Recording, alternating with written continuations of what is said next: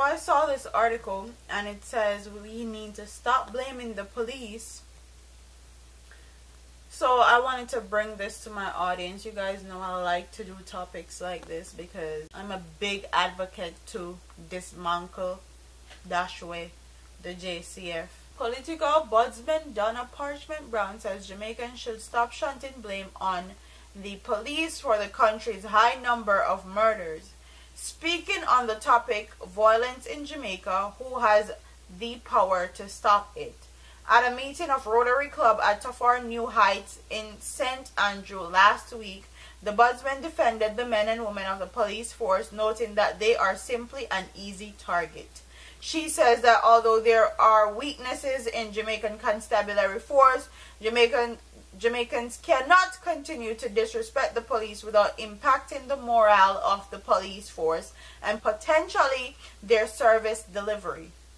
Parchment Brown says the countries cannot continue to point fingers at personnel when the JCF and the court system are under-resourced. She says more effort and resources must be allocated in a sustainable way through programs and facilities that focus on social needs of people. She also urged Jamaicans to stop treating violence as a distant issue from their realities and to become more viscerous about the issues that contribute to crime. The political ombudsman says citizens can also contribute to resolving crime problems by peacefully resolving disputes.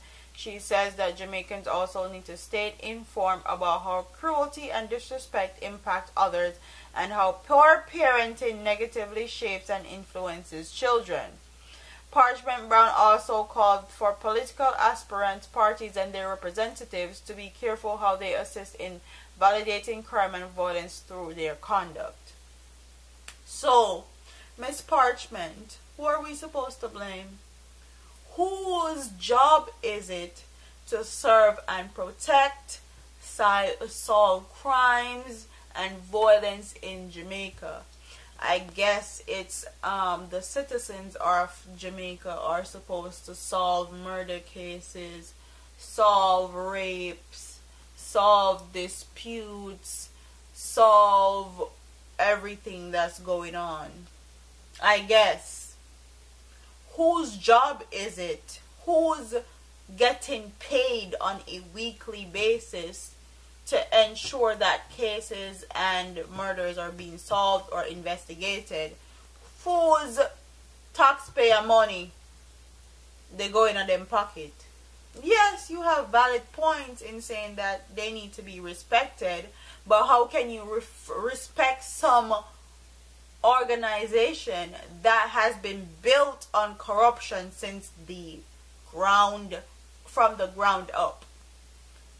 They're known to take bribes. They're known to use misconduct. They're known to abuse their power. They're known to abuse their authorities. Look at the amount of videos of them not doing their jobs, misconducting themselves, or doing too much on social media. Just that alone. You don't have to know anything about their past history or anything and be the judge of their actions based on some of the things that you have seen on social media, and you don't have the authority to say that they should not be blamed. They have a job to do. They're required to do it. And if you think that these police officers are beyond reproach or beyond criticism, then maybe you need to go do the job. Since you have so many bright ideas, I think you need to put them into place or give them to somebody that can actually put them into place.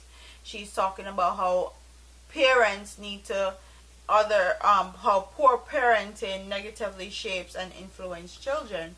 Yes, poor parenting negatively shapes children, but do you think that that's the only reason why children grow up negatively or go up into a unsuccessful path? There's a lot of reasons. Children are resilient, if you didn't know that. But in the psychological theory it's both nature and nurture that actually shapes children. So parenting alone cannot shape a child negatively.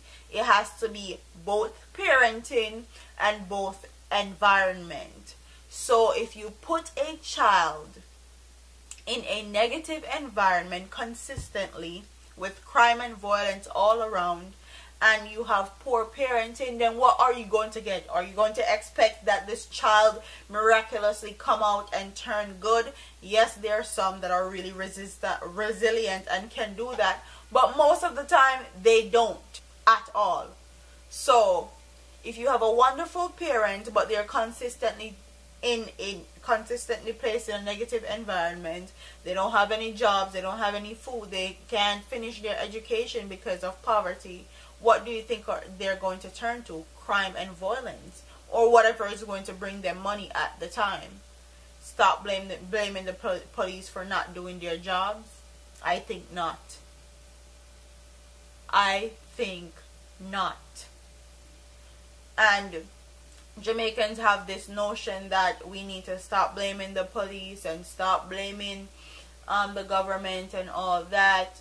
Yes, yeah, we can say that.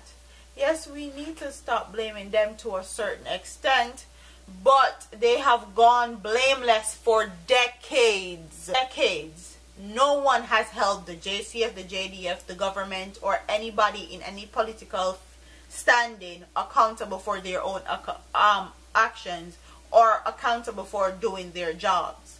So if somebody is not doing their jobs now, they're going to get called out, whether you feel they're easy targets or not, simply because they have gone for decades without being held accountable or doing their jobs. And people are quite honestly sick and tired of it, because most taxpayers' money are going to them for them to have a lovely pay and have great pensions and retire with the best of the best in our countries.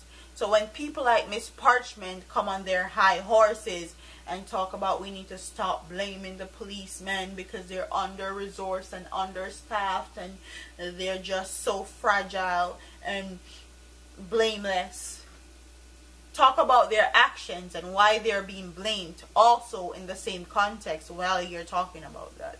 Don't talk about one side of the story. Bring both sides of the story into context when you're talking about stop blaming the police. But with that being said, comment in the comment section and tell me if you agree with Miss Parchment that we need to stop blaming the police because they're under-resourced, understaffed, and all that. Or do you think they're just misusing their opportunity to get a great pay, great salary, and great pension, but they don't want to be held accountable for doing their jobs and taking taxpayers' money, and when they leave out of their policing position, they get to go to different countries and have the best life, and then Jamaican people are left in that country to rot and go to hell. So comment in the comment section and tell me what you guys think about this story and Miss Parchment and what she had to say about parenting and all that. Don't forget to like, comment, share, and subscribe to your girl here on YouTube. I'm a part of here, man. Deuces.